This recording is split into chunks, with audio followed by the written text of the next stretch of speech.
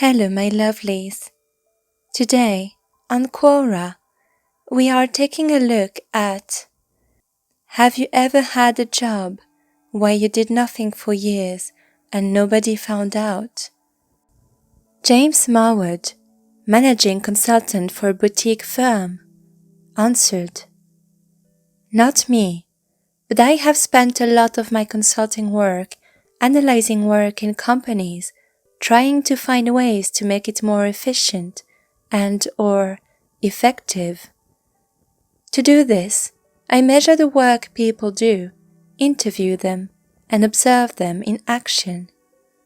Most people are a little skeptical at first, but as I start making things better, they really get on board. However, sometimes I come across people who are literally doing nothing and trying to hide it.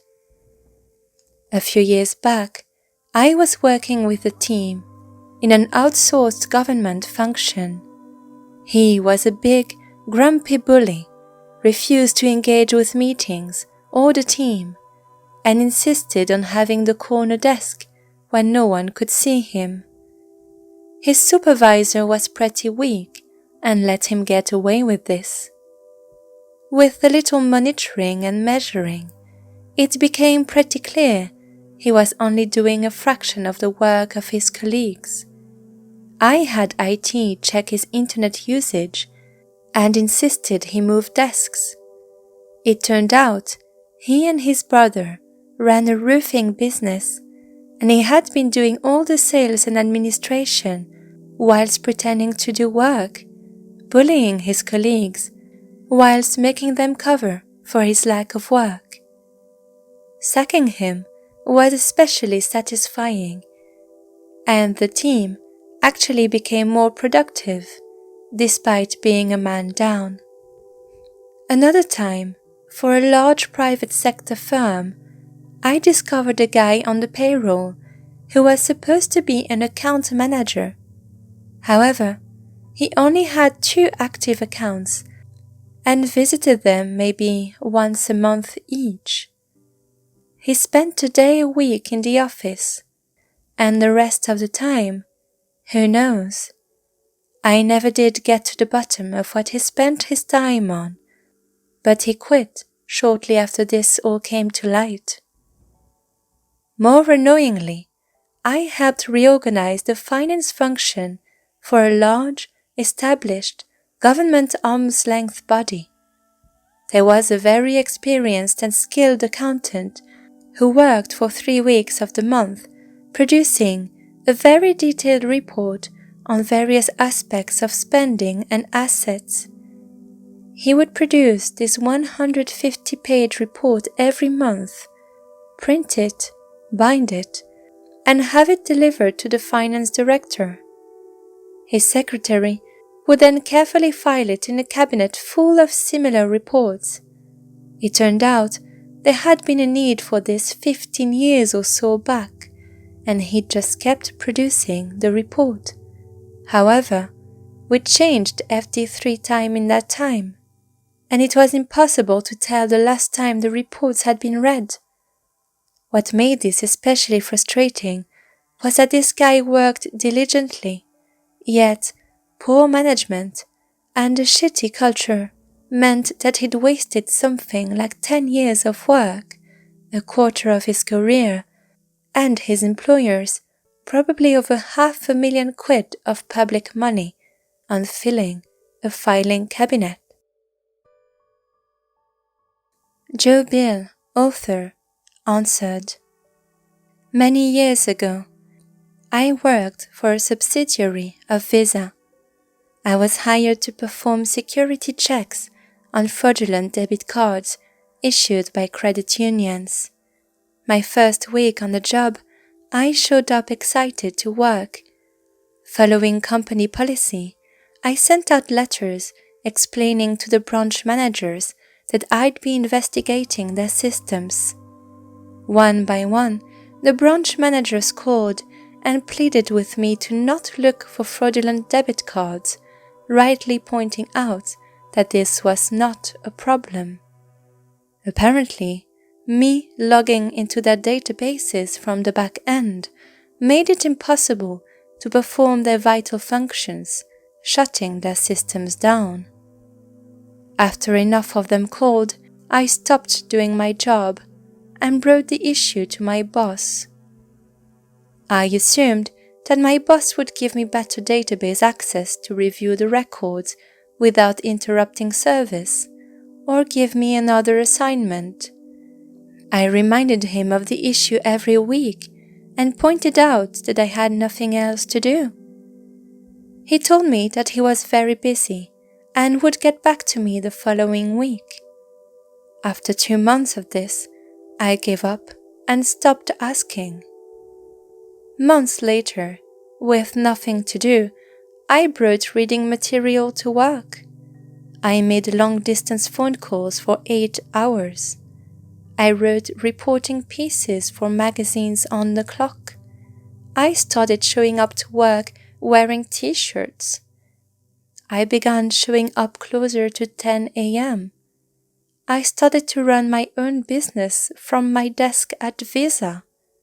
When solitaire got boring, I became the most adept minesweeper player that had ever lived. Nothing that I could do seemed to get me in any trouble. I would show up to a passive-aggressive note on my desk if the previous day's activities were too flagrant, but it came from a woman at an adjacent desk who didn't work in my department. Before long, I had put many hundreds of hours into growing my own business and was tiring of the place, and now I had a book tour coming up. I asked for time off, and human resources turned me down. I explained that I would have to quit. My boss said, "From everything that I've heard, you did such a great job here. You can always come back." I wondered about who doesn't excel at that job. Knowing what I know now, I believe that the security checks were required by the government in federal regulation, so while they don't actually need to be performed, the job is termination-proof, as the company has to fill it. If it wasn't for the soul-sucking social environment, I would have gone back after that tour.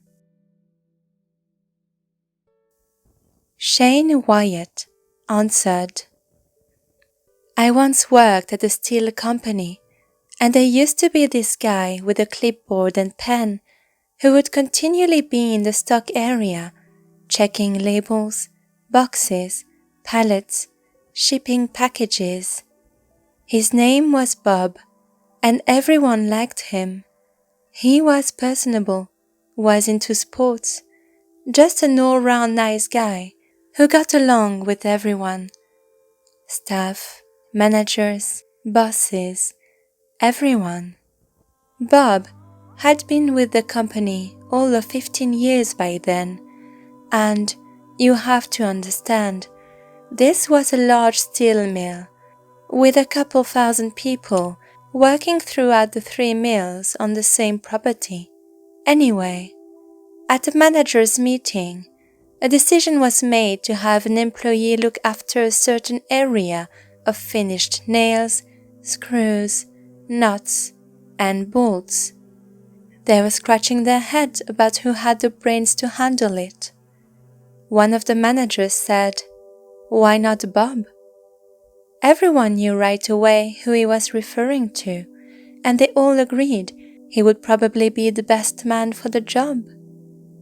The next question out of the manager's mouth was, "Okay, which one of you guys does he work for?" And no one said a word, but looked around the table at the other managers. "Come on, he's gotta work for someone here," the manager said, and still there was no answer. Someone piped up, "Maybe he works for one of the office managers." Long story short, Bob worked at the plant for over 15 years, collecting a paycheck each and every week. For the first 5 years, he worked in a department that became obsolete, and so people were moved around to other areas of the mill, except for Bob. He got lost in the shuffle and found himself floating here and there, without supervision or anyone ever paying attention to him.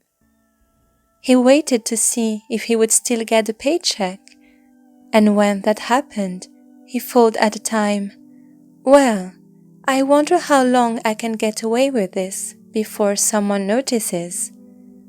How about 10 years, folks, of weekly paychecks coming in without ever having had to work a day in his life? When this came out, it was the talk of the whole operations and even reached the president of the company, who could only laugh at the whole situation.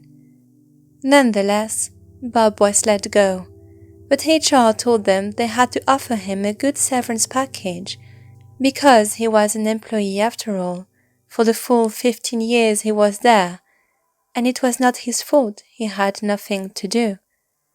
Management should have caught it in the beginning. I'm 75 now, and this happened when I was still a young man and had pretty much forgotten about it all, until I read the question, and I could not hold back a big silly grin about a wonderfully silly memory of Bob. Thanks for the memory. Shane.